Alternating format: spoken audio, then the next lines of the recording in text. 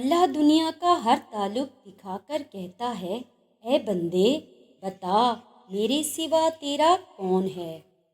تم سمندر کی گہرائی سے پکارو گے، اللہ وہاں بھی تمہاری سنے گا۔ تہجد کی نیت کر کے سویا کرو، کیونکہ اللہ نیت پر بھی اجر فرماتا ہے۔ ایسا کوئی زخم نہیں جس کی شفا تہجد میں نہ ہو۔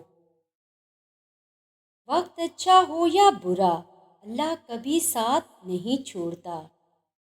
اپنے لیے بہتری کی دعا مانگو اور باقی سب فیصلے اللہ پر چھوڑ دو۔ اللہ تم سے محبت کرتا ہے، وہ کبھی تمہارا برا نہیں چاہے گا۔ تہجد میں مانگی گئی دعائیں تو سیدھا عرش پر جاتی ہیں۔ مخلصی سے مانگی ہوئی دعائیں تمہاری تقدیر بدل دیتی ہیں۔ رسول اللہ نے فرمایا، جس نے جمعہ کے دن سورۃ الکہف پڑھی، اس کے لیے دونوں جمعوں کے درمیان نور روشن ہو جائے گا۔ فجر کا سجدہ تمام سجدوں سے زیادہ پرسکون ہوتا ہے۔ گناہوں میں مبتلا رہنے سے بندہ عبادت کی لذت سے محروم رہتا ہے۔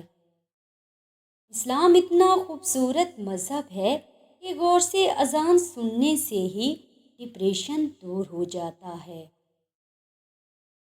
اللہ ہماری خواہشیں بن مانگے ہی پوری کر دیتا ہے، تو مانگنے پر تو معجزے ہی دے گا نا۔ زندگی کی ساری بلندیاں رب کے آگے جھکنے سے ملتی ہیں۔